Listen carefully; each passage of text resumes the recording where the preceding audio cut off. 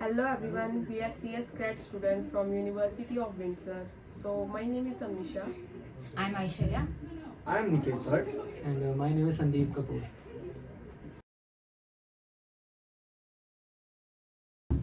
So we are gathered over here to discuss about the term cybersecurity and its real-world applications. So let's first initiate with what is the term cybersecurity itself. As per definition, cybersecurity can be defined as something that is like security for interconnected computers or networks. So, apart from this theoretical definition, do we have any inputs from any professional regarding this term cybersecurity? Yeah, we have one industrial professional, but he didn't give us a consent to put his name in our podcast yet. Okay, so what information did we get from him? Like any security practices or policies which are useful to mitigate the harmful cyber attacks, right? This term is itself we can tell is it's the cybersecurity. Yeah. Okay. What do you think, guys, about the importance of cybersecurity in our daily life? I think you all would have heard about the recent CrowdStrike attack in Microsoft, which happened in July 2024. Yes, I heard about that, and it was reported like that millions of users were not able to access their screen, and they were only like able to see blue screens. Yeah, and the reason behind it was like the hackers were successfully able to, I could say, attack on the Microsoft security services, and they have performed the DDoS attack on it, because of which the services of Microsoft got outreach. Also, as per the recent reports, the National Vulnerability Department of NIST has showcased that many CVE possess high CVSS scores, which mainly targets the banking, healthcare, and insurance databases. Yeah, but what are the terms like CVSS and CVE? CVE means the common vulnerability and the exposures, which has been each and every year listed by the top 25 organizations and the security head offices. And the CVSS is the scores which has been assigned to each and every CVE.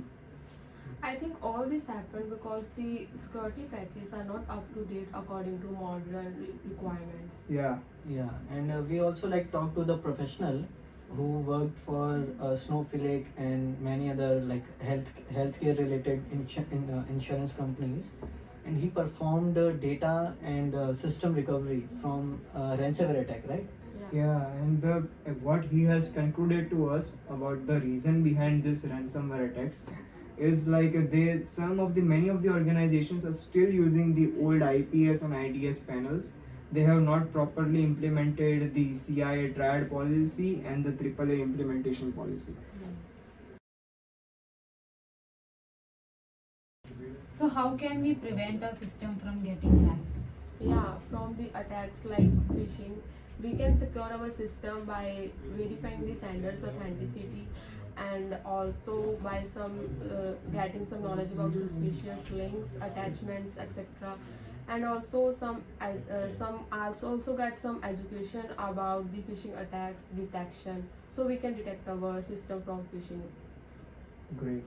And the studies also showcase that it is possible to mitigate or prevent some, I can say, harmful attacks like ransomware, right? And how can we do it? This by, I can say, regularly backup our data in our systems, then not to visit a harmful or, say, malicious website to download the data set or any application or anything else, and regularly updating your security policies and can continuously update your antivirus software. This could help you to mitigate harmful attacks from like a ransomware kind of a thing. Yeah. And as we talked to the professional, he also suggested some processes like adding multi-factor authentication and providing and creating unique passwords for your accounts. Yeah. And for preventing DOS and DDoS attacks, he suggested to implement rigorous firewalls systems and also include our intrusion detection systems in our softwares. Yeah, ideas to help it. Yeah. So I would like to know more about the roles in this field and what certifications do I have to get the job. I have read that certifications like CompTIA Network Plus, ISC2 System Security Certified Professional, and CompTIA security plus all these certifications plays an important role to kickstart your career in cybersecurity. Yeah, I have also read about different certifications and team in cybersecurity like red, blue, and purple. And I just like to know more about these teams. Yeah, as once you have discussed with our professional, he has discussed about the few teams and each and everything. So about right now I'm going to discuss about the red teaming. So what red teaming is all about? It's all about the attacking side, right?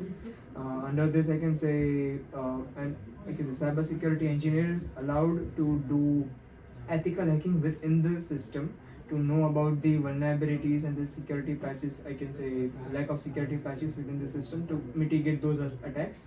And roles like I can say ethical hacker, the vulnerability as assessment and pen tester comes into the picture when we talk about the red teaming. Okay, so like the red team, they have to get ethical hacking certificates, right? Yes, and the blue team is the defensive team, who actually tries to reduce these attacks by regularly reporting the security patches. And an SOC analyst, a threat analyst, or an incidents responder, they all are responsible for this one. Okay. If I'm not wrong, Compact TIA, CYSA Plus, and CISSP and Microsoft Threat Intelligence certifications plays very important role to get into blue teaming. Great, yeah, exactly. So these are the important things to get into the blue teaming. But if you want to get into the higher manager level role, like information security manager and I could say the security architect kind of a thing, then one should get into the blue teaming. And this could be achievable after a certain amount of I could say time period by working in both of the team. Yeah. So as far as my knowledge, I think getting a professional certification and a 5+ years of experience in both the team could help that person to get into the purple team. Sure, absolutely. So I think we have covered all of the basic topics of cybersecurity, and I believe that this video or this podcast will help anyone who wants to explore this field. Yeah. Yeah. Exactly. Yeah. So yeah, I think we have an productive podcast. Yeah, And, yeah. Thank you all. Thank you so much all. Yeah. Thank you.